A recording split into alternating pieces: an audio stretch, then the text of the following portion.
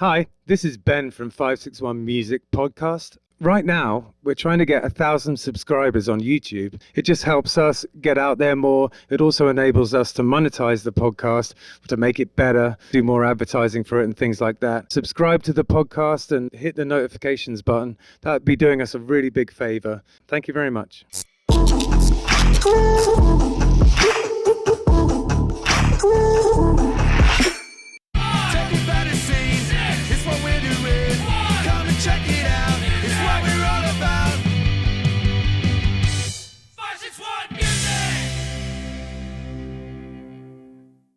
Welcome to 561 Music. My name's Ben. Y yo soy Héctor. Oh, there you go. We got some fellow speakers of the Spanish language on the show today. We do. Yeah, looking forward to it. Maybe we could do half the thing in Spanish and I'd just kind of sit here looking confused. That's not going to happen. But yeah, so what we've been up to, we played up at Carson's Tavern this weekend. It was an absolute riot. Yeah. Friday we did Meg O'Malley's and then up in Melbourne. Yeah. And then Saturday, Carson's. Carson's was a freaking hoot this week, man. It was just packed with people. Packed with people. Yeah, totally. That's a couple of the gigs that Mike Beagley books us on. And we really do well in those Irish bars. Yeah, no, for sure. That's really our, obviously it's our, that's our... It's our bread and butter, baby. Demographic. And Carson, I've known him for a really long time. I met him in O'Shea's and I was pretty... I was like 3 sheets to the wind. I was going to say you're pretty tanked. Yeah. And the first thing I said when I met him, so embarrassing. First thing I said is like, "Oh, you've got one arm." It's just the first thing that came out of my mouth, like an idiot. But he didn't mind at all. He has such a good sense of humor. He just goes, "Yeah, I do. Of course I do." Anyway, yeah. Then we carried on. That's Carson. And somehow, despite me completely putting my foot in it, I got us a gig there, and nice. We've been playing it ever since. Yeah, it's fun, man. I was saying earlier, Carson's is like, I don't want to say hit or miss because there's always a good crowd there, but it's, sometimes there's less people and sometimes there's more people. And it just worked out this time where it was just packed and everybody loved us and everybody enjoyed it. And there was people inside, there was people outside, and just everybody was digging it. And everybody was paying attention. Glad. Yeah, I was really glad. And I was glad for you too because you've been a bit down in the dumps lately. So it was nice to, have a good night out. Yeah. It was good. It's definitely, music always feeds the soul, man. So it does that, man. Yeah. When it hits, you feel no pain. There's no doubt about it. Yeah, man. I think that one of the main reasons that I love playing music is because it brings you into the moment. Stops you just spinning the wheels. Yeah, for sure. For sure. Great. So we have JJ Rivera. We got Jose and Nick and Joe from the project JJ Rivera. How's it going, guys? Pretty good. Thank you for having us. Oh, thanks for coming on. Well, have you had the mac and cheese at Carson's? I don't think I've ever had Carson's food there in years. Oh, bro. We suggest it, man. Oh, okay. What's funny is, ironically, I posted that night that we were playing at Carson's, and a friend of mine from Colorado, of all places, commented underneath there and said, "I hope you're eating great food." Yep. Oh, there you go. And I don't think I've ever eaten food at Carson's. That's amazing. The word has got all the way to Colorado. Right. No, he was just high. I'll plan to show up a little earlier next Please time. Please be telling me you're eating great food. I want to imagine it. So hungry right now. So, can you tell us a little bit about how this project came about? All right. Well, I'm a founding member of a reggae rock band in Stuart, Florida called Fresh Catch. Why don't we start there? Okay. Tell us a little bit about Fresh Catch. All right. So Fresh Catch started back in 2007 in Stuart. Me and this guy, Josh, we were just fresh out of bands that we had previously. Right. And we both liked the reggae rock thing, and we both had original songs, and we kind of got together with a couple of like-minded guys, and we started cranking them out. Nice. Then, personal changes as they go. Nick showed up on drums, and we ended up getting a local following. Yeah. We ended up independently releasing 4 albums over the years, and, locally we did pretty good. Yeah, I remember. But we were what you call weekend warriors. Yeah. So several of us at the time had, full-time jobs, so we only did it on the weekends. We only played off of I-95. I mean, we played from Key West all the way to Jacksonville, but nowhere further west. Joe played trumpet. Hold up. We played in Orlando once. Oh, okay. Epic bathroom situation. You got to tell us about this bathroom situation in a sec, but Yeah, as Jose was trying to say, the band was all right, and then I showed up and it got immaculately better. Well, that's what I got. That's what I got out of it. Yeah, right. yes, that's where he was going with that. so what were you playing in Fresh Catch there? Well, when it first started out, I just wanted to be a lead guitar player, and I'm not a great lead guitar player, but at the level of musicianship that we were all at, that's what I was doing. Right. And we had a guy that played a regularly strung bass, but upside down. Oh, So left-handed. right, but then he was also a vocalist, Okay. and he wanted to be on the mic, but he Yeah. couldn't play bass and be on the mic at the same time. So for half the songs, I would be on bass. Yeah. And then personal changes. He quit the band, and we had a bunch of gigs lined up. I'm like, oh shit! So I got to switch to bass full time. Yeah, so, I gotcha. So we did that, and we just kind of got better. I feel like we got better. No offense to anybody, but we had to make it or break it. Sure. Yeah. We had 4-hour gigs lined up, and at Captain Hiram's. Right. That was our reggae rock Reggae boot camp. boot camp. That's right. Yeah. Because we had to show up, a couple of weeks after the change up, and we pulled it off. Excellent. By the end of the year, we played the Lyric Theater, which was in downtown Stewart, which was, highlight, and that was a long time ago, but it was great. But I switched to bass, and then I had to figure out how to play bass and sing at the same time. It's not as easy as guitar and singing because sometimes you've got these syncopated bass lines and it just doesn't match up with the vocals. It can be tricky. It is, but it was do or die. Yeah. Figured it out and kept doing that, and we did it for years. I'm kind of blurring over the history because we started in 2007 and we kind of officially stopped it in 2018. Okay. At the Port Salerno Seafood Festival. Great event. It's too bad that it doesn't exist anymore, but we played that event pretty much since it started, on and off over the years. I think one time I've did it when you were playing it as well. I think Killbillies played it one year when you were playing it as well. In fact, I'm certain of it. I remember that. Awesome. Yeah. Well, 2018 we decided to call it quits because several of us had young kids at the time, and we needed to spend our time and efforts elsewhere. Sure. So yeah, I think that just changes everything, doesn't it? It's very difficult to just carry on as normal if kids are in the equation, Right, and I think Nick was the first one to start popping them out. That we're aware of. Yes. So on record, anyways, right? Yeah. So during the time that I was with Fresh Catch, I would write songs that would just not fit that formula. Okay. I think I pulled off one song that was all in Spanish in one album, and I thought it came out great, but that was it. Yeah. So I had these things that didn't fit, and as soon as the band took the indefinite hiatus, I decided, well, I'm going to go to the studio and do these. Yeah, okay. So I kind of enlisted the musicians I've been working with. I enlisted Joe. He's got a great set of ears to kind of help me co-produce.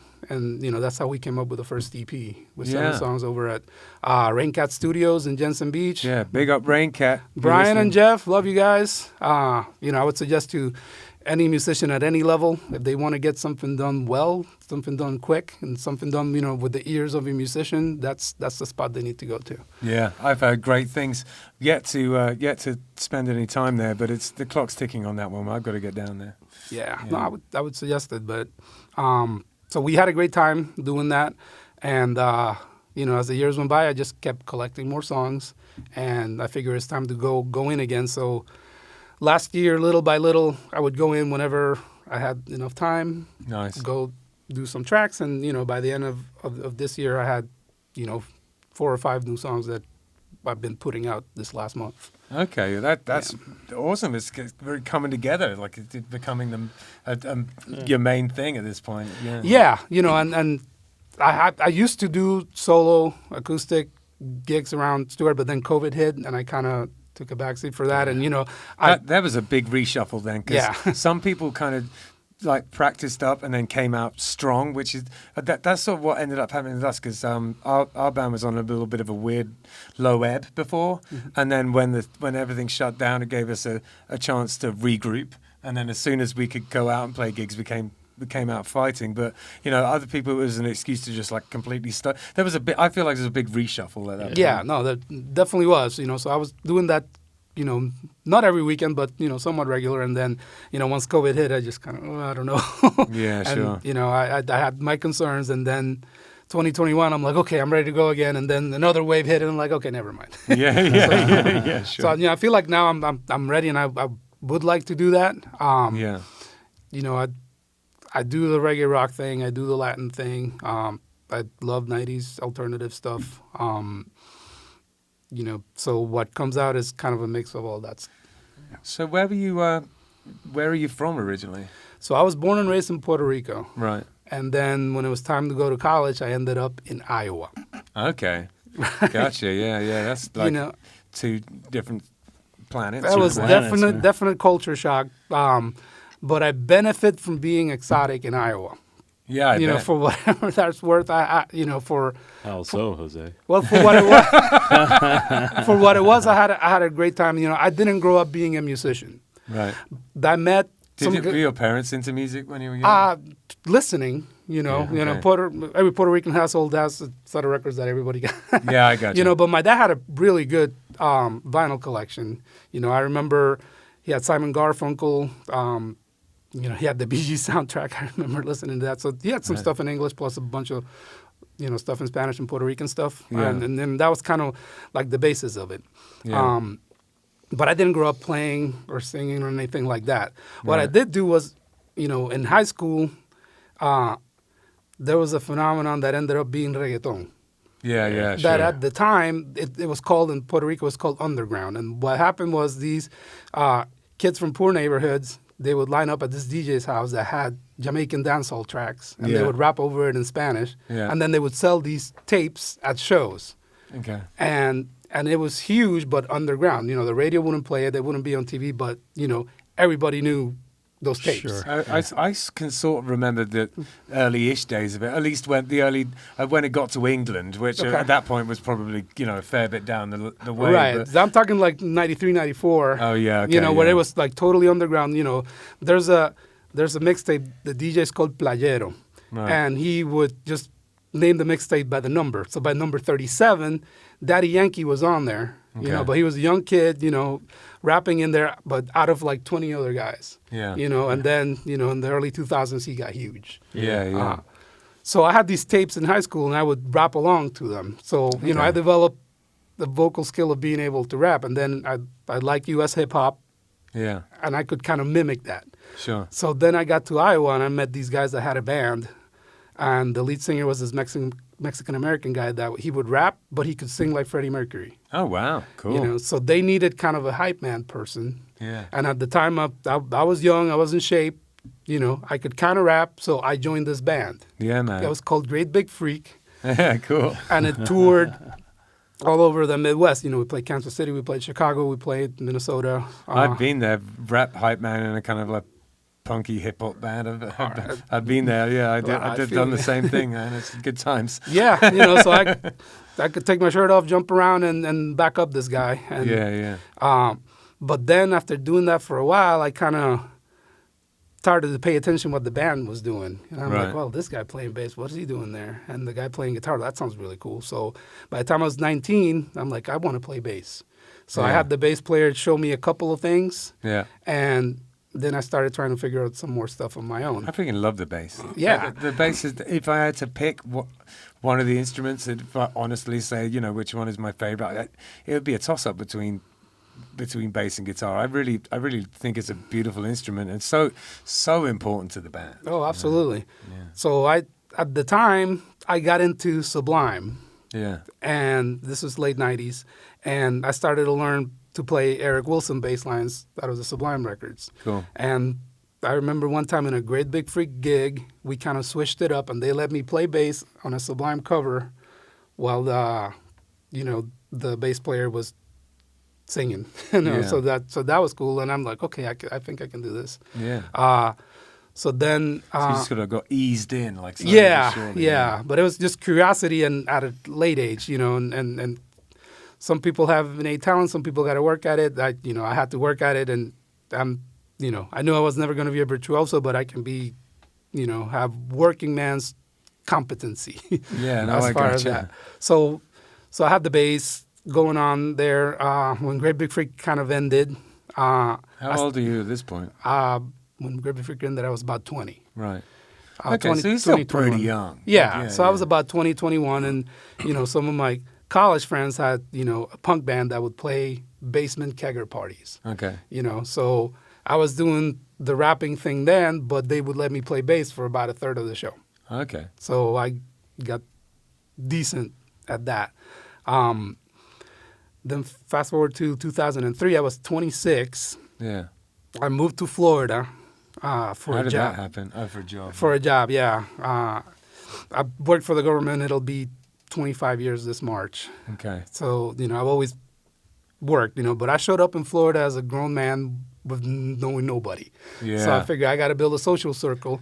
If you're going to show up anywhere Yeah. not knowing anybody, Florida's probably a reasonable place because Yeah. there's I did the same thing when I was like 30, and you just.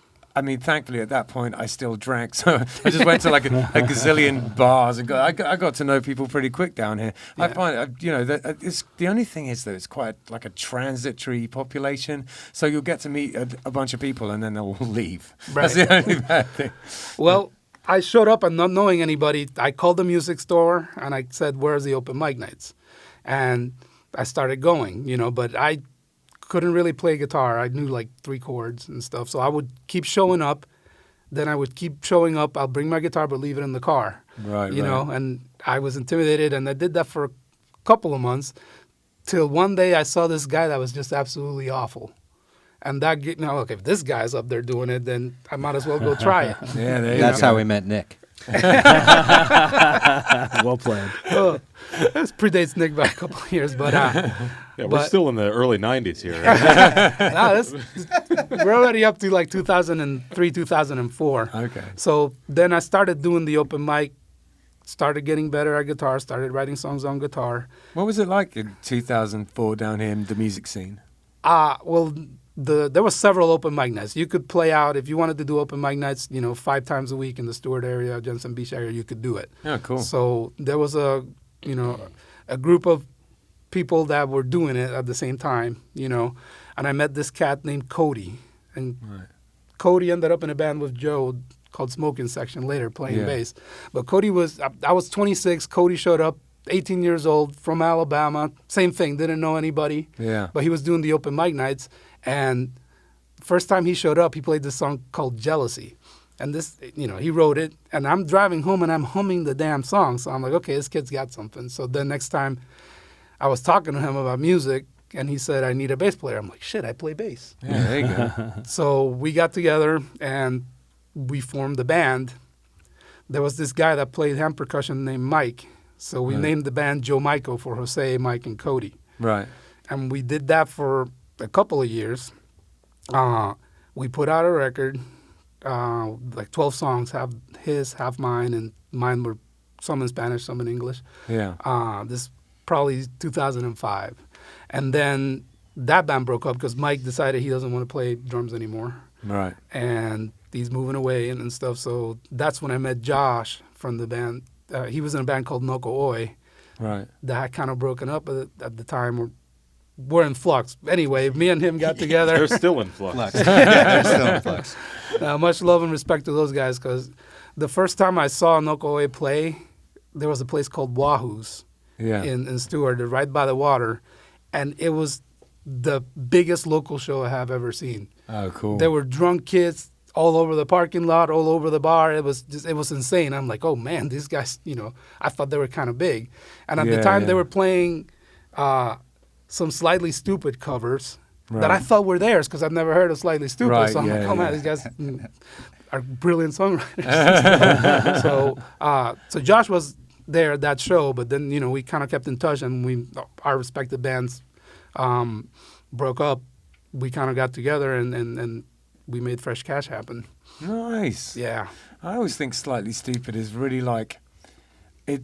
You would never know how good they are by the name. I Right. think it's such a tragedy that I it's such a know. terrible name. It's a terrible name, and you Kind know, of like Fresh Catch. Yeah, exactly. My goodness. I'd take Fresh Catch over Slightly Stupid any day of the week. we love you for it. Yikes. But yeah, because I always heard of this band called Slightly Stupid, and I was like, "There's no way I'm going to like that. It must just sounds awful." But then I'd listen to the songs. I was like, "Oh well, I mean, actually." but in all they're good. fairness, they're only slightly. They're only slightly stupid. They can't even spell stupid. Yeah, well, I felt similar to that. You know, they put out this record called Live and Direct, where it's just the two guys with acoustic guitars. I'm like, oh Yeah. shit, these guys are actually really good. Yeah. You know, and they sing harmonies. I love harmonies. Yeah, me you too. know, that's one of the things that kind of drew me to them. The thing I had the issue with was kind of singing in an accent. Right. You know, and I've always got kind of an issue with that. But you know, I guess it depends how you think about it. Oh, I see what you mean. Yeah, You know? I get what you mean. Yeah, But yeah. then again, you know, you'll have British singers singing in an American accent. Yeah. So you know, it's all about it's how you do it. Like some people can get away with it if they do it if they're very tasteful with it, and you get only certain words and stuff. You know, Yeah. like. But if you go like whole hog in like I'm a Rasta, but you're like a white Oh, guy, yeah. super embarrassing. Yeah. yeah, no, that makes me cringe a little bit sometimes. But Yeah, totally. Yeah. But I have, there's some people out there. There's this guy Chris Murray, who's a ska guy, who I just love. And if you hear the way he does it, it's only very slight, and it's really just to honor the music more than anything else. It's like if you didn't do it, it'd be weird. If you know what I mean. It's like Gotcha. the way Yeah. and he just slightly certain words, and it just works really well. But then, yeah, the other end of the spectrum is just the cringiest thing on planet Earth. I feel you. Yeah. Yeah. I can totally relate to that. Yeah. So when it comes to writing songs with this project, how do you go about doing it?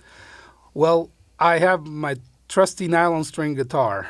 Yeah. I have a Cordoba now, but the first one I had was an Ibanez that was nylon string, acoustic electric, that had a narrow neck. Right. You know, so I started messing with that, and you know, I figured out that I could do bass lines with my thumb, while Yeah. play chords with the rest of the fingers, so I could do the syncopated Latin thing. Sure. You know, and so I started messing around with chords and doing that kind of thing. And I don't know about you, right, but I really feel this might be a little bit kind of going a bit too far with it, but I really feel like music sort of helps me get in touch with like a part of myself that I feel a long way away from in the US. Like in the sense of like I play a lot of Celtic music and old English folk music, and it means a lot to me, and it's kind of, I don't know, helps me to sort of like Grounds you back to England. keep a little part of bit, my yeah. identity or something oh, like that. absolutely, I feel that 100%. Yeah. You know, when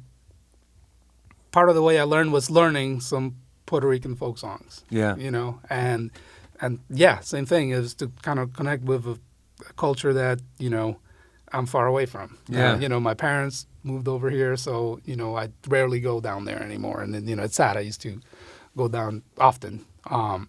So, yeah, the music does keep me connected with my culture. And, you know, and there's something about the Spanish language, too, that, you know, I can express things in Spanish that would sound stupid if I try to say it in English. I totally I don't know if that understand makes what you sense. mean. It does. It Yeah, does. yeah, it makes 100% sense. Yeah. Yeah. Yeah, I can speak passing French, and I know that like just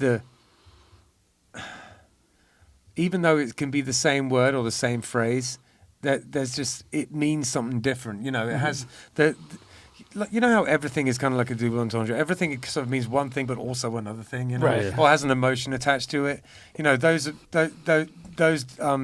double meanings or those emotions attached to it, Get or those lost in feelings attached to translation. it, are just they can be different and completely different in different languages. Well, it's you know. funny when you listen to a song and you know, when you're listening to a song, for me, whether it's an English spoken song or song and or a Spanish lyric song, and then for whatever reason I'm listening to it and, you know, I'm listening to someone else's version and it's been translated.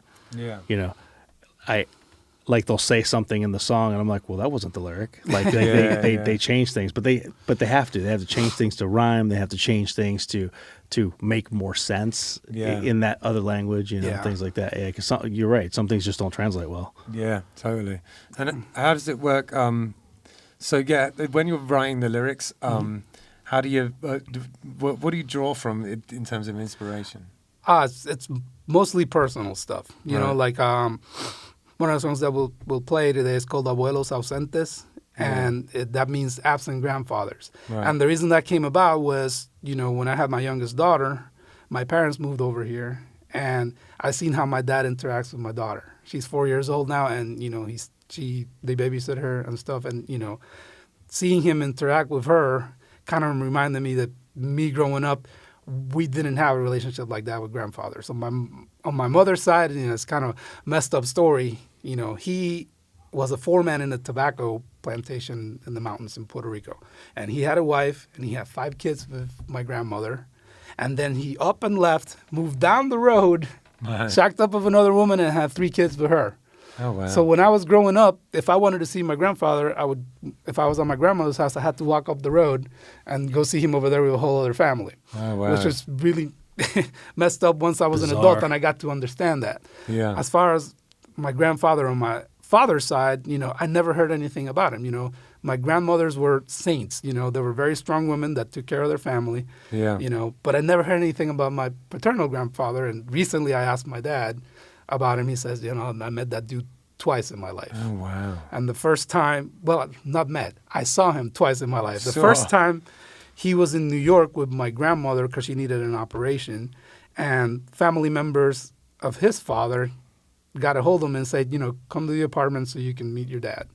He shows up, and the dude is running out the fire escape. So he saw the back of him, you know. Wow. So the song is basically about, you know, my generation, because me, my brothers, my cousins, we didn't have that.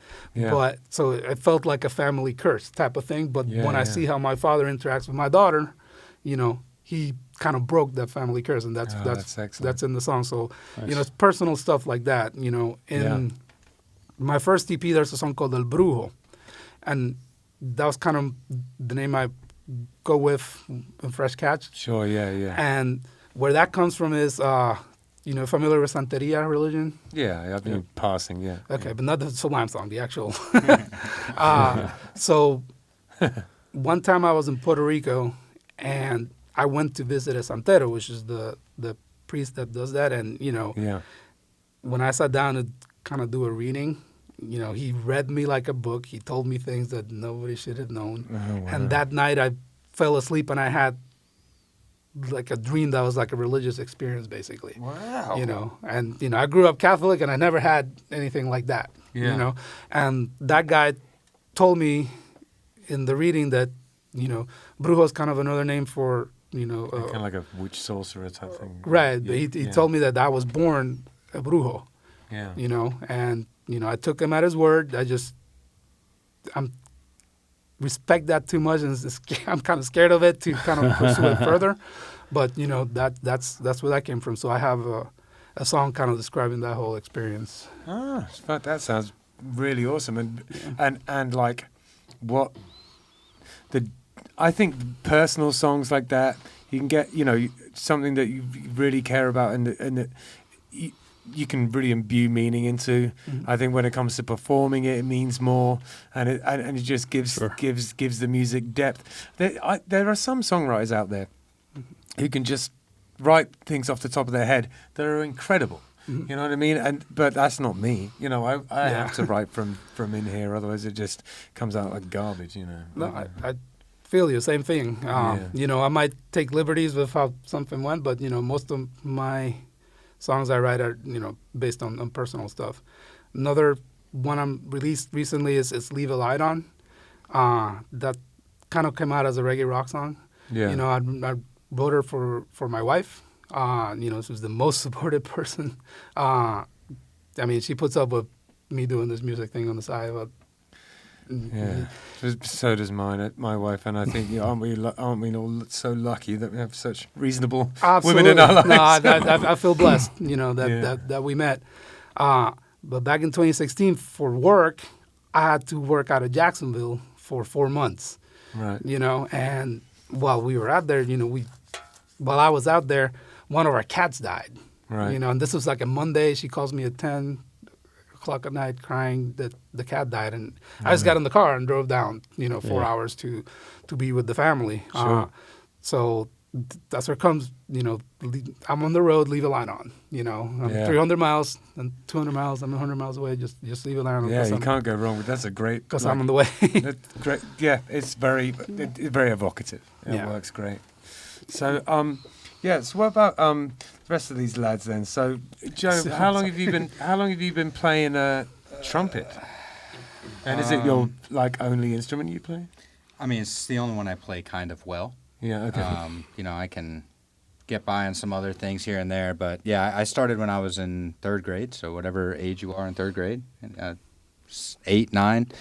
Depends on who you're talking to. Yeah. The first time I was in 3rd grade, Right? I should have been more clear there. What's that Jeff Foxworthy joke? You know you're a redneck if you're walking your kid to school because you're in the same grade. That's right. That's right. So, probably 26, 27 years, and just kind of played all throughout school, and never thought I'd do anything with it. And then I started to do something with it. Easy way to meet people, meet girls, get paid to have a couple beers. Totally. It was fun for a little bit. I was in that same band, Nokoi, that he referenced earlier at a different time than Josh. It was just kind of like a vagabond band, passing through to your next thing. Right. And then I got really hammered at a Fresh Catch show, and I walked up to these guys like, hey, you guys are good, but you need a fucking horn section, and I'm your guy.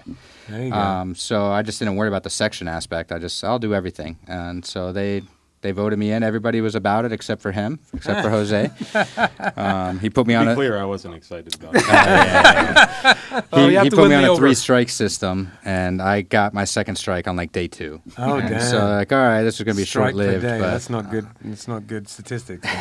yeah, well, And then he blew his eardrum out. I did. Oh, that was before our CD release Oh no! party, How did that happen? I did that to one of my ears. I really love talking about this story, so I'm so happy Nick brought that up. It was just a weird accident involving a Q-tip and me jamming it into my ear with my shoulder and having to pull it out of my head as I was falling to the ground in pain. It hurts a lot, actually. Oh, jeez. If you ever had a drummer hit the snare right in your face, that's what it sounds like, but from inside your head. I'm thinking It was kind of fate, though. Sorry, I didn't mean to interrupt, because that's how Pete Levine, everybody in this music scene down here knows Pete Levine, keyboardist, works at Echo Beach Studios, and we brought him in to fill in, And he never became left. a permanent Replacement fixture. Joe. So When I came back, I'm like, you what, could- if what you is could bust Replacement out Joe still another- doing here? Come on, man. I was so anti-Pete, just like he was anti-Joe. And then we looked around, and they're like, okay, well, we have that one show at the Lyric Theater that, we were selling tickets like we were a real band. And so all right, it sounds better with the keyboard. Let's keep him on. And then afterwards, I looked at the guys. I'm like, he can't go anywhere. We need him now. Yeah. Here's the sound. We have a robust, full sound now, and we can't lose it. So Yeah. I think. And we got Pete in all my current recordings. All the keyboards are same guy, Pete. Yeah. Levine. nice. I've seen you guys. Is he called? It's called Jerry, right? The guy who plays the Oh, slide yeah. guitar. I've seen you Sexy guys. ankles. Sexy Ankles, Ankles, Jerry Jerry Played Tillman. with him before. Yeah, Jerry Tillman. We did a Killbillies gig with him once actually, and I occasionally book him at Handlebars, the bar that my father-in-law owns up in Tequesta. But yeah, that guy's cool. So Very. how often did he play with you? Was it just once in a while? or If was we it had a quite big common? show and we needed to bring big guns, we would hire Jerry. So. Gotcha, also, gotcha. and you guys know how it is, when you get into these menu venues and you have 3 to 4 hours, and it's just tough on everybody, and we're all of a sudden we don't have a lead guitar player. No one wants to hear 18 trumpet solos in a row. Our keyboard player can only do so much, so it's nice to have Jerry because you'd really fill the sound out, and you don't have to tell him anything. What a Here's player. the tempo, here's one of the chords, go have fun. And he's One of the just- chords. He's Yep. amazing. Yeah. Plays Lap Lap steel. pedal Lap steel steel, and also he's sick on the telly too. He just rocks some stuff out. And he's got a real old badass original telly. He plays that like a motherfucker. Yeah. It's awesome.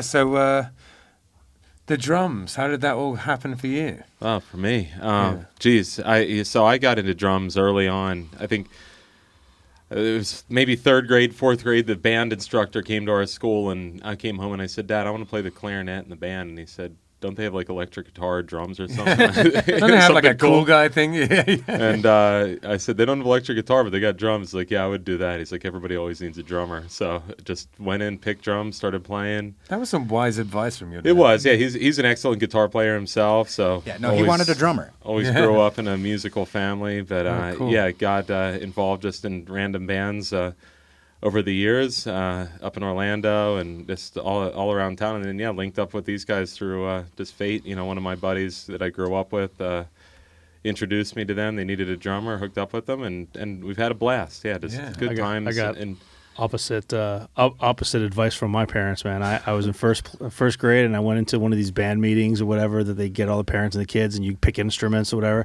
And I was like, I don't see drums everywhere. My mom's like, they don't have drums. So I ended up playing saxophone. And then like the first band meeting, I show up, and there's like 12 drummers behind me, and I'm like, what the fuck?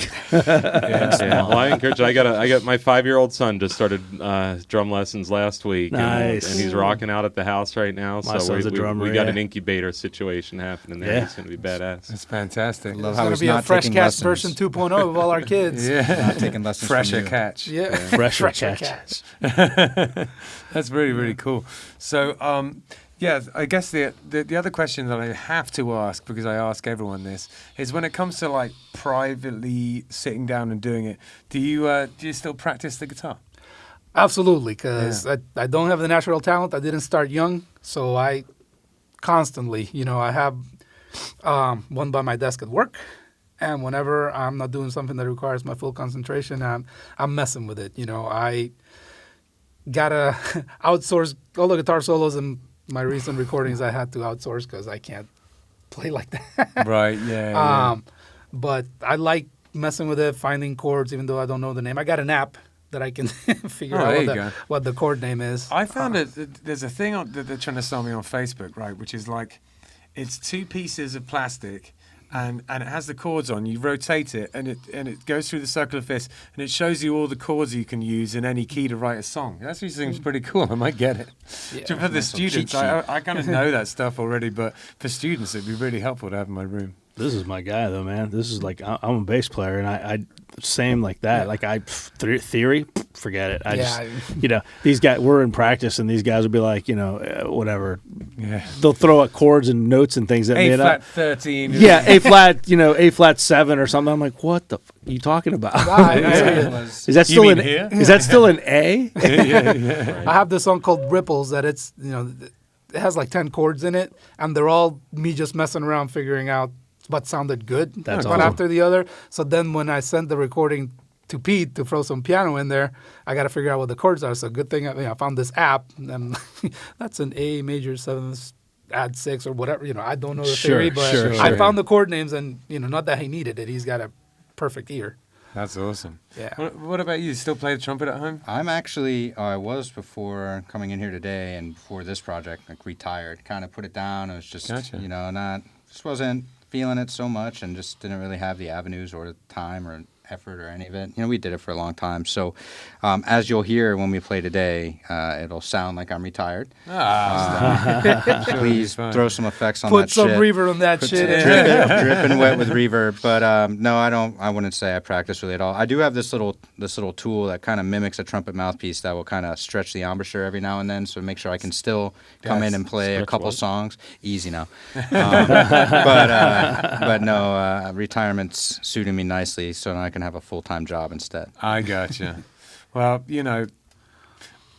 from hearing you play over the years, I would say that you should at least keep a passing knowledge. It would be a shame. Well, maybe the Killbillies will need to feature there a you go. trumpet. There you go. And, Hell yeah, dude. you could entice me out. I'm you know. working on a Actually, ska. I usually we're work working for on a beer. ska I'm album. working on a ska project with Hector. Really? Yeah. Oh, strap my dancing shoes back on, and Yeah, there and you I say go. I'm Get your cheap. checkered Pizza and beer, shirts. that'll get me there. Oh, So, that's pretty cool. might be able Maybe to you'd work want that to do out. like a solo on one of the... I'll send you the demos and you can see if you want to bust a solo on one of That'd them. be cool. fair enough. Yeah. But I got to give Joe a lot of credit. He's way better than he's making it seem over here. Yeah, maybe out of practice, but when we were doing the recordings, I don't have any idea what a horn should do. Yeah. He does. He'd come in, let me try this part. Okay, let me harmonize that. Comes in, second take, does the harmony. Okay, I need the third part. Comes in, does it in, 1, 2, 3 takes, I got a horn part. Yeah. So then I'm like, okay, let me send it to the sax player and the trombone player. This is what you got to play. Oh, gotcha. That's awesome. But on the fly, like I admire that talent in this guy. Yeah, absolutely. Some people just have the brain like they can hear it. That's awesome. That's cool. Good to know. Yeah, all right. So are you still practicing your drums at home? Oh, of course. Well, come on. I mean, I got to show the kid up now. So Excellent. That's what I like to yeah, hear. I love playing. I mean, what's cool about this area, it's probably similar in every city, but I just feel like our community, like the musicians, you can always find someone to play with. You For can sure. always sit in. You can, so we get together and jam with Fresh Catch still every once in a while. Cool. Had a gig this Sunday that got rained out, but we'll get that back on the books. And I like to play, and who knows? I think there could be a resurgence here, and maybe some more Fresh Catch. Everybody wants. You heard it here live on the 561 Music. Everybody's really looking for more fat old white guys to get on stage and play old songs. That's really Dude, what I this hope area's so. missing. I might be old, but I ain't white, son. Yeah, there you go. Okay, brown guys are welcome too. All right. Don't forget the fat part. Before we all end up having a big fight about whether Fresh Catch is going to get together, why don't you go and play us some of your tunes? Let's hear some. I'm looking forward to it. Sounds good. All right, here we go.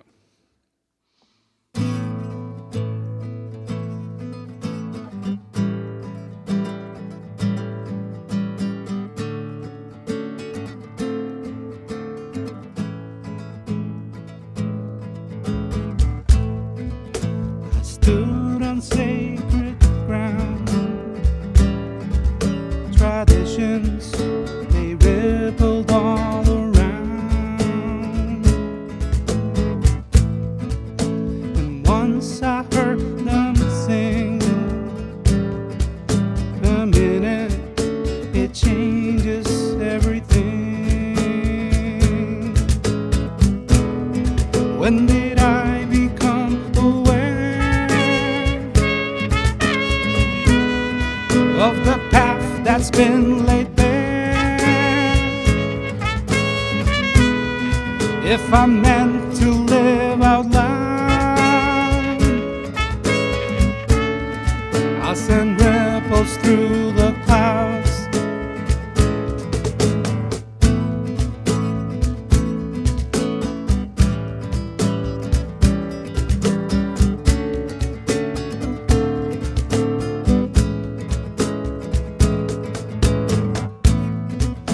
Just look at what we found. This magic, it rattles and shakes the ground. The words beyond their graves, the legends send ripples through the waves. If it was the sounds that I should wear them like a shield. And if I'm a rightful heir, I'll send ripples everywhere. Found a trail to the masters who came before, left a mark we can't ignore. Catch the muse while she's in flight. We must carry on the light.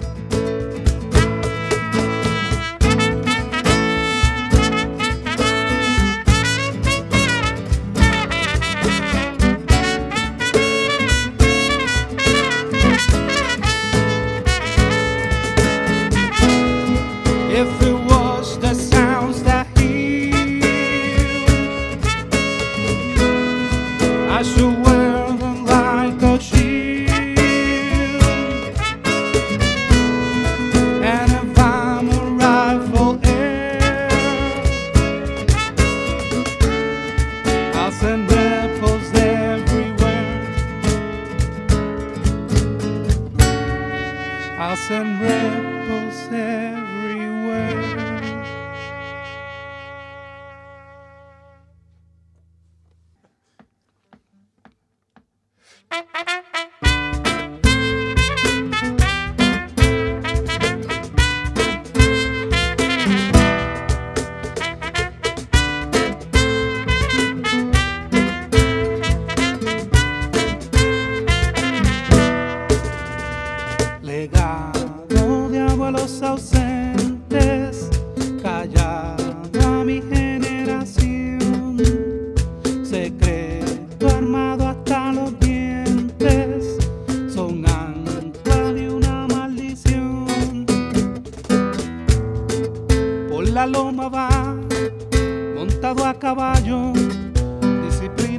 que al que mire mal que lo parte un rayo. Por la calle va, todo va ignorando. Tres carajos vale, reputación embarrada en fango. Dos fantasmas van, Dios dame paciencia. Quiero liberar de ese gran pecado a mi descendencia. No voy a buscar, nada se resuelve, pero no puedo ignorar.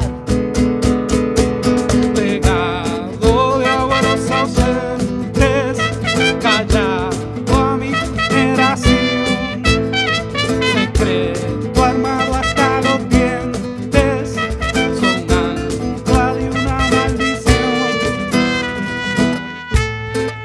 De lo que pasó, de eso ni se hable, de eso ni pregunte pa' mantener la fachada estable. No me entiendan mal, sé que soy dichoso, con todo lo que vino me considero supersticioso. Dos fantasmas van y esto ya se quita, lo libero del antepasado a mi Carmencita. No voy a buscar, nada se resuelve, pero no puedo olvidar. Legado de los ausentes, callado a mi generación. Secreto armado hasta los dientes, ancla de una maldición.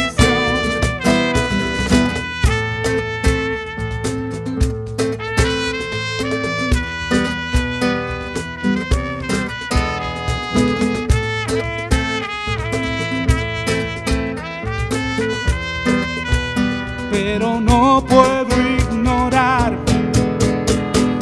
Legado de abuelos ausentes, callado a mi generación. Secreto armado hasta los dientes, son ancla de una maldición.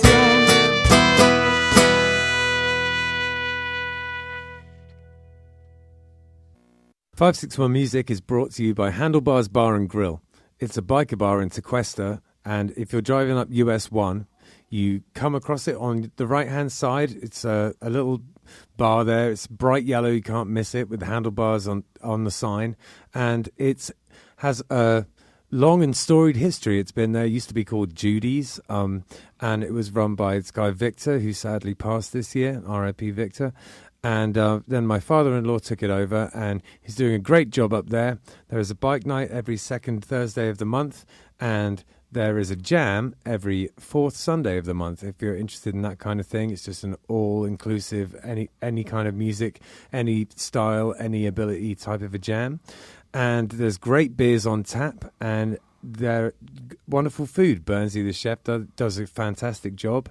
If you're interested in classic cars or classic bikes, there's always that kind of stuff hanging around there. It attracts that sort of a crowd because it's called Handlebars Bar and Grill, so it makes sense. And yeah, you should come swing by. It's definitely a local spot and has a lot of character. And there's people who have been going there for decades and decades. It's one of those places that's a part of the furniture in Tequesta, and you should definitely come check it out. I booked the music for the place and love doing it, and I was a part of helping set the place up, and I'm a huge fan. And you should, anyone who is interested in biker bars, or even if you've just never been to one and you're curious about what a biker bar is about, you should go and check out Handlebars Bar and Grill. We are also sponsored by Oasis Root. Now, Oasis Root Kava Bar is in Sea Grape Square on Indiantown Rd, and it is a kava bar. If you don't know anything about kava, it's a Polynesian root that you grind up and you mix with water, and it has been in Polynesia for potentially thousands of years. It's an old thing that they used for kind of ceremonial and also sort of leisure purposes. It's meant to be something where, you know, that brings people together. You will take a shell of kava and chink them together and say bula and have it together like that. It's meant to be something to bring people together. It's has a kind of an effect, which is, I guess, a kind of a slightly warming effect. It just kind of makes you feel nice. It's not particularly intoxicating. It's not like drinking alcohol. So the atmosphere in a Kava bar is sort of like a cross between a regular bar and a coffee house. It's pretty chill in there. You get all sorts of different types of Kava bars. Some of them are more like a club, there's sort of like blacklight and EDM playing. And some of them are more like a cafe. This is one of the cafe type of ones. It's super chill in there. If you're looking for somewhere to, I don't know, maybe go and do some work on your laptop or go and have a chat with friends, it's perfect for that kind of thing. There's a foosball table in there if that's your jam, or baby-foot as they call it in France. And Jim, the owner, is a really cool guy, and he has very kindly sponsored our podcast. So thank you very, very much for that, Jim. They also do a poker night in there, all sorts of things going on at Oasis Route Kava Bar. 561 Music is sponsored by Live Music Community. It's where we film the podcast that you're listening to right now, and it's also where I work. Gavin, Hector's son, was a student here for a long time, and in many ways he's the musician he is today because of the teachers at Live Music Community. We taught him not only about his instrument, but also about being in a band, and his band, Unemployed Youth, accomplished a lot of goals, mostly band etiquette, how to work together, and all of the nitty-gritty that goes into being in a band on a day-to-day basis. The student signs up for lessons, learns their instrument, joins a real band, and decides the direction it goes in. And we can take people from very young age, 6 or 7 years old, all the way up to 80. There's no age limit here. We run an adult program for people who want to be in a band as adults, but really the main focus is on the kids and getting them playing together and in bands. We are also a studio, a live stream venue, and we can record audio or video. The Killbillies live album, Warts and All, was recorded here. It was recorded during a live stream that we did during COVID. Justin had a great idea to record live streams during COVID. A ton of bands came in, and it was a real success. But outside of that, we can record albums, we can help you with your EPK, and we have full audio-visual capabilities here. LMC is in Palm Beach Gardens on the northwest corner of Military Trail and North Lake Boulevard. It's north of the gas station, right before you get to North Lake on Military Trail. And if you go to livemusiccommunity.com, you have all the information you'll need right there. Thanks. All right, seeing as we were just talking about Live Music Community, which is where we are right now, and it's a school, and we try and bring up young musicians and people who are just starting out. Do you have any advice for people who are entering the game? Well, I'll tell the young people to practice constantly and, with purpose. And It might seem like a pain in the ass at the moment, but, you'll reap the rewards later for sure. Yeah, no doubt about that. Joe, have you got any advice? Yeah, I would definitely echo that, especially if you're, on the real young side. Like, annoy your parents, get in the bedroom, play loud, make mistakes, and keep getting better because you don't know what will come of it. My story is the perfect example of that. I didn't think I'd ever make money or be able to meet lifelong friends and do all the stuff we did through just playing my horn. So, lifelong friends is a big part of it. Yeah, these dummies put me in their my weddings. wedding party was all my bandmates. Yeah, totally. So Nick, what are you telling your son? Have you got any advice? Don't burn bridges. One thing I learned in the music business, especially around here, advice. Is the names and faces don't change, just the bands they're in or the venues that they operate. Ain't that the truth? Pay everybody. If you're a venue owner, pay the bands. We're putting somebody on blast? Not putting anybody on blast. Okay. If you're in a band, show up, do what you said you're going to do, and treat everybody nice. Yeah, live up to your commitments, man. That's a huge one. Exactly, and then also exposure is bullshit. Get paid. Absolutely. Oh man, don't even start on that. I'm a musician, but I'm also an artist, and I can't even begin to tell you how many people every week will come to me like, hey, can you design this, or can you draw this, or can you paint this? And it's great exposure for you. And I'm like, last I checked, exposure doesn't pay my mortgage. So. All the cover art for my releases, I paid the artist what they asked. Awesome. That's awesome, man. Excellent. Yeah, it's a big part of it, that valuing the arts. But I think, honestly, in Florida, relatively compared to other places, music is valued, people do pay you in general, and I think that's great. But come from England, and trying to get paid to play music in England is like pulling teeth. It's like squeezing blood out of a stone. It's a nightmare. Mm-hmm. But here I moved here and I was like, oh, how am I going to make a living? And I was like, oh, I can make a living playing music, and now I do, and it's just honestly like a dream come true. So I'll thank Florida all day for that. This area, I think we're all really kind of lucky and blessed, or however we want to say it, because there's really such a large, densely populated group of musicians who are open, who will recommend you, who will get you in venues and really support you. And I don't know if you see that in little towns. I mean, because we're coming from Stewart, obviously Palm Beach is a little bigger, but in a small area like Martin County, is real supportive, and there's a lot of talented people. Yeah, it's really quite a kind of arty, bohemian place, Stuart, one side of it, Yeah. Absolutely. That's the whole thing. Like all of South Florida, Central Florida, South Florida, it's been amazing over the years, and especially the last 2 years with the podcast, talking to all the different musicians and stuff, seeing how many musicians are actually happy for other musicians and lift them up and help them get to the next stage, and they're all like so helpful. I mean, very rarely have I met a musician that I'm like, that guy's an asshole. Like, for the most part, they're all like just very helpful to each other. Nobody is like, no, mine, like it's an abundance mentality around here for sure. Yeah. Everybody eats.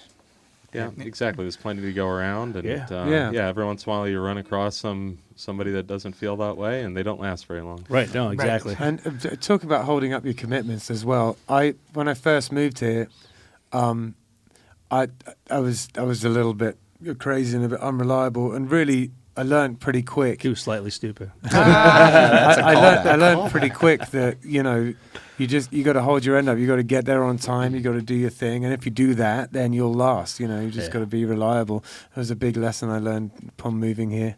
Don't know how I didn't learn it before then, but that's why I was the band mom. Like I may not be the most talented guy, but I'll make sure you show up on time, and that got us work. That's why I rode with him today, so I didn't have to get the crossed arms and tap and toe if I was late.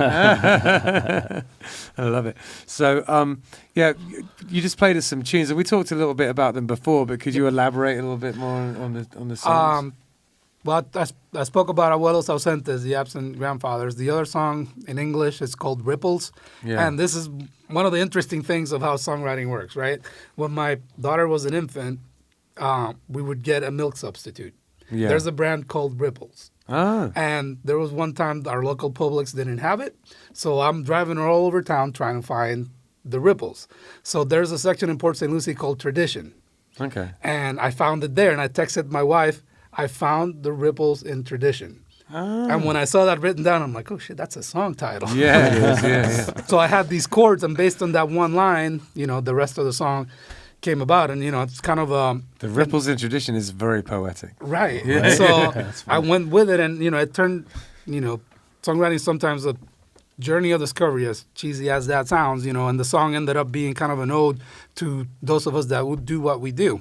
It's kind of a noble responsibility to carry that torch. Those that that bring the music to the world. Yeah, I feel that. And sometimes, and this is going to sound a little sort of magnanimous and kind of cheesy as well, but I feel like sometimes when I'm playing out, that you're part of this great long line of musicians throughout the ages, Absolutely. That's what Ripple is about, ended up being. Oh, cool. I like the song even more now. That's awesome. I'm going to listen to it on the way Put home. it on your playlist. Yeah, I will do, absolutely.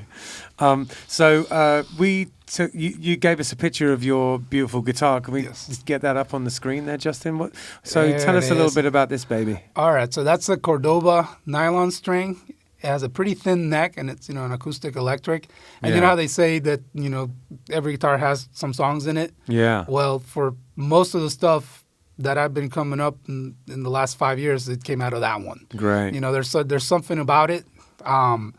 There's better quality guitars. I own some, but that one seems to have the most songs in it. That's awesome. I don't know what it is about it. Maybe it's the comfort. Yeah. I don't know. Maybe it's whatever the tone is, but I've squeezed a lot of songs out of that one. Yeah. Yeah, nylon strings, they're comfortable to play, and then one with that doesn't have a great big thick neck too. Right. Yeah, it's lovely. Yeah. So how long have you had it? When did you get this thing? That one I probably have about 6-7 years. Okay, so it's it spawned the project almost. This is Yeah, pretty much. You know, most of the new riffs, new chord progressions, and stuff that ended up here came out of that one.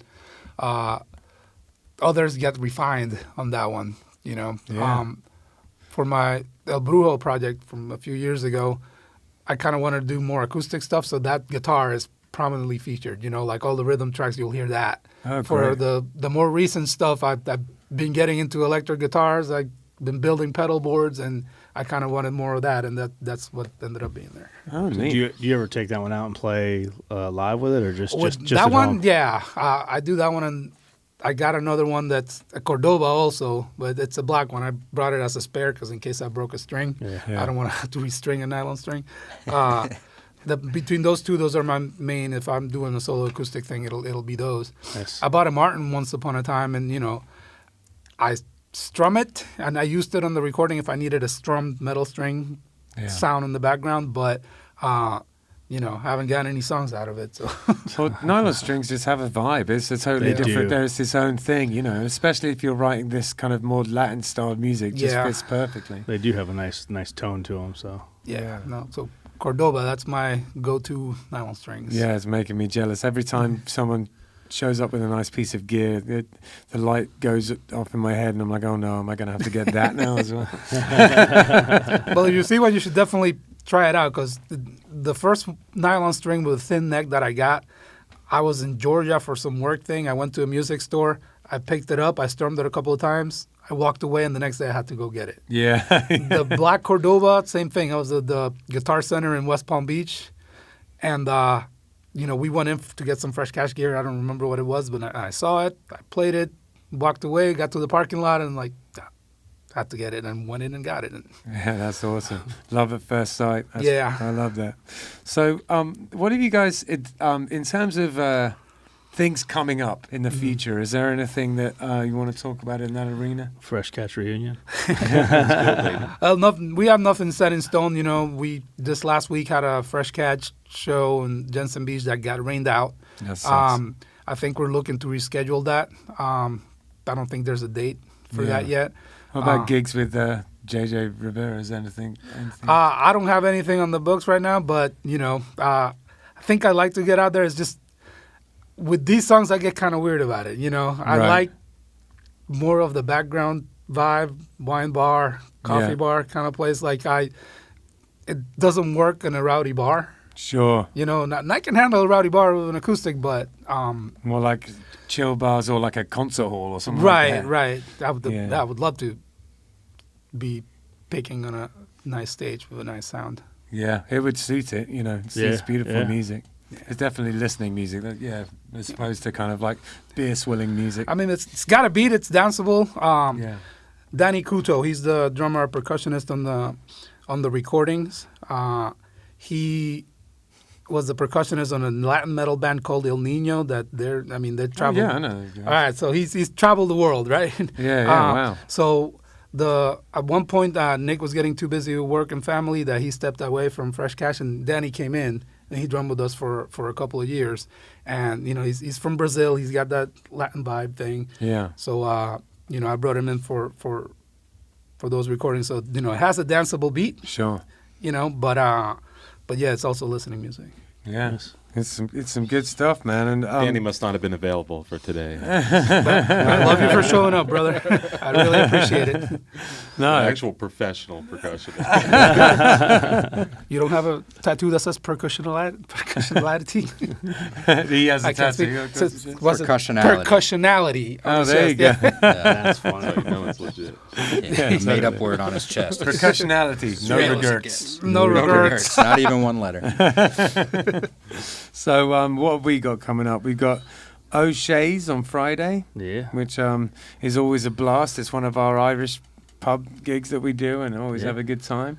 And then we've got Tiki 52. Yeah, we haven't played there in a minute. Is Jason Aldean going to get out there with you? That's a good question. Yeah, he's been jumping in there every once in a while. Oh, cross fingers. That'd be good, wouldn't it? Amazing. Yeah, I hope so. Yeah, I wonder how we can make that happen. Shoot him a tweet. Yeah, there you go. Yeah, I'll do it. That's actually not a bad idea. What's the worst that can happen? Yeah, exactly. We're playing anyway. Yeah, exactly. Yeah, there you go. Good thinking. I'm going to tweet Jason Worst thing that Aldean. can happen is they cancel us and hire him. They can't afford him. By the way, guys. Yeah. We played just about enough country where we could kind of swing it with him. I think it'd be all right. We could fake it. Yeah, exactly. And then we got anything else? No, that's it. Then on Sunday, I'm doing the songwriting thing with a buddy of mine, which has no bearing on this podcast whatsoever. On anything whatsoever. So thanks for sharing. That's cool. So, yeah, why don't you tell us a little bit about what's going on with the festival? The festival's canceled. No, I'm kidding. I'm kidding. The festival's not canceled. It is April 1st at Matthews Brewing. We finally got the ball rolling here. Yeah. It's been brutal, but we finally got some things. Well, life has a way of getting in the way sometimes. Yeah, life's been getting in the way. It's been hard. It's been hard getting commitments and stuff. But we got the ball rolling. I think we have 16 commitments of bands at this point. We have some asks out there for the last few. Hoping to get to 20 again like last year, but we'll probably settle on around 18, 19, because I think last year we had a cancellation, so we ended up at 19, and the flow of time-wise worked out perfectly. Yeah. So I think 18, 19 would be a sweet spot. Tickets are going to be $10 again, just like last year. $10 gets you in the door. You can either buy them at the door or you can buy them online. I believe if you buy them online ahead of time, there's a $1 service charge. Keep in mind that if you do get them at the door, we could potentially run out. We did actually run out of wristbands last year, so we technically sold out last year. And then $25 is the quote-unquote VIP or general admission plus. That gets you ticket into the door. It gets you a T-shirt. James Galliano will make out with you too. Yes, potentially. But if you buy a T-shirt at the festival and you buy a ticket before the festival or at the door, it's $10 for the ticket and $25 for the T-shirt. So essentially, doing the package online, you're basically buying a T-shirt and getting a free admission. So at the end of the day, $10 to get in. You're getting somewhere right around ballpark at 18 to 20 bands. It's almost like 50 cents a band. I mean, they're all amazing local bands. You can't go wrong with them. No, guys. you can't. It's a 50 great day cents a out. band is just stupid. It's slightly stupid. Slightly. Okay? Yeah. It was killer last year. I actually got to play last year with the Bryce Allen That's band right. there. Oh, yeah, And, that's right. When I heard 19 bands, I was like, man, this is going to be a shit show. And it was flawless, and Thank you you. I guys pulled appreciate it off. it. It's hard Thank to you. get 5 bands on a bill. Listen, we got show up to on the time. end of the show last year, the end of the festival, and I think Ben and I both kind of plopped down in some chairs, looked at each other, and said, "How the hell did we do that?" Yeah. But yeah, it worked out, and fingers crossed it's going to work out again this year. Yeah. We're going to do the same thing, 2 stages. We're going to have the big main stage and then the concrete stage that everybody calls the slab, I guess, or the rock. So we're going to do 2 stages. Something we're doing a little bit different this year is last year we had bands on the main stage and acoustic acts like singles, solos, and duos. This year it's just going to be bands on both of them, full PAs on both. It could be bands on both. Obviously, we'll keep like the smaller stage area to like trios and stuff, things like that. But we will have full bands on both. Yeah. Another thing we're doing a little bit differently this year is we're going to set up a sort of a 561 music lounge area, and bands either, maybe after they've played or before they've played, or they're just wandering around, they have 5 minutes where they're going to sit down with either Ben or myself or both of us, and we're going to just record little snippets of them chatting with us for about 5 minutes, because the festival is actually taking place, I think 1 or 2 weeks, 1 week before our 100th episode. Whoa. Yeah, which is crazy. It just blows my mind that I feel like just last week we were talking about like, hey, we should do a podcast, and now we're at the 100th episode. Yeah. So, so we're hitting our 100th episode, and so we're going to take all those snippets, put it together, and that's going to be our 100th episode is us talking about the festival and the little backstage snippets of talking to bands and things. So I think that's going to be fun. Absolutely. And then what else are we doing? Merch tables and things are going to be a little more elaborate this year, so the bands will have space to sell their merch. You'll be able to get some stuff. Yeah, are we going to do that thing Ricky was talking about? Yeah, I think so. We got to talk to Ricky a little bit more in detail and talk to the bands and stuff about licensing and all that stuff. But potentially, we're tossing around the idea. Ricky Ballou from The Shake, it came to us with an idea that we thought was absolutely genius. Yeah. How many times have you been to a show, whatever the band may be, local band, big band, etc., and you walk away thinking that was an amazing show, and yes, you have the record, or yes, you have the album, but it's studio produced, etc. You don't have a live show, and even if you did have a live show, you don't have that live show. Yeah. So Ricky's got a set of recorders and some equipment and stuff that he's been recording shows. Whenever the Shake goes out in place, he records their show live, and the audio anyways. And so the idea is we're just going to record every band on both stages, and if everything falls into place, you'll be able to go to the merch table and say, man, I really like this show, and you can pre-order a digital download of 561 Music Festival. Yeah. Nice. Yeah, right? Yeah, Great live, idea. All mistakes and all. So, Yeah, Ricky comes up Gotta with get some Jose great on that ideas. slab. Yeah, Yeah, there you go. Yeah. So the website for the festival is up. The bands have not been announced, but if you'd like to pre-purchase tickets, I promise you it's going to be a stacked lineup like last year. We will most likely get those last few bands locked in this week, and we will make that announcement next week. And we have 561. It's 561musicfestival.com or 561musicfest.com. Either one will get you there. $10 to get in, $25 get you a shirt at the show, and the admission to get in. Yep. And then, as always, 561 Music Fest brings you to the podcast. There's links to the podcast. There's links to the YouTube page. There's links to Killbillies. There's links to sponsorship for the podcast, etc. There's links to just give us money because we're handsome and middle-aged guys that need money. I need money to keep my hair just so. Right. And then all the socials at 561 Music Podcast. Yep. Yeah, at 561 Music Podcast on all the socials. And one other thing with the festival is the festival costs money. It is not free for us to do this. We have to pay bands. We have to pay all sorts of fees and things and security, and it gets really expensive really quick. We were really fortunate last year. And really we fortunate got in last just year. under the wire. Yeah, we were basically crapping our pants right before the festival thinking, well, this is going to cost us a ass load of money. Yeah. But we were fortunate enough to sell enough tickets, et cetera, and get some sponsorship and things, and so it worked out.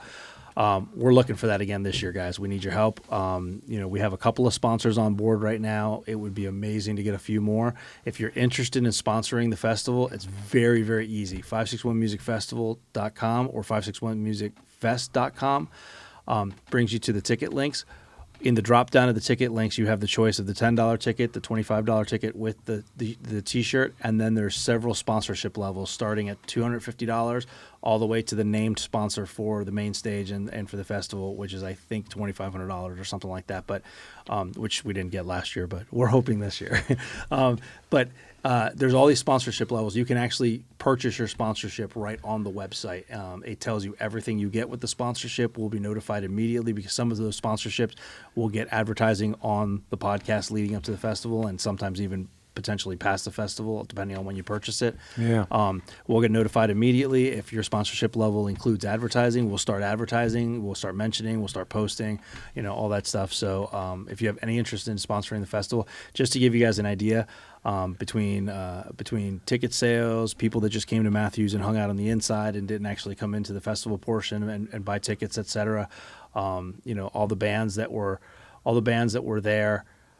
Because obviously the bands didn't pay to get in, so the bands were there, and most of the bands, unless they had another gig, most of them hung out for the whole day. And we had 20 bands. You're talking about another 100 people that were hanging around. Yeah. And so I think we had somewhere close to 800 ticket sales last year. So I would venture to say we had somewhere between 900 and 1,000 people there last year. So if you want to sponsor the festival, it's a great way, especially if you're a business. You can't afford the $2,500 sponsorship or something. I have sponsorships at $250. So it's a great way to get your name out in front of 1,000 people that are local. If you're a music business, and it's a worthy cause. You're supporting local live music. Absolutely, absolutely. And again, just like the podcast, when you guys sponsor the podcast, the festival is the same thing. That money goes to pay for the festival, to pay the artists, to pay the bands, to pay the merch, to pay all the stuff that goes involved with the festival. Anything that gets left over typically goes back into, we have a social media person for the podcast. It goes back into paying for studio time here.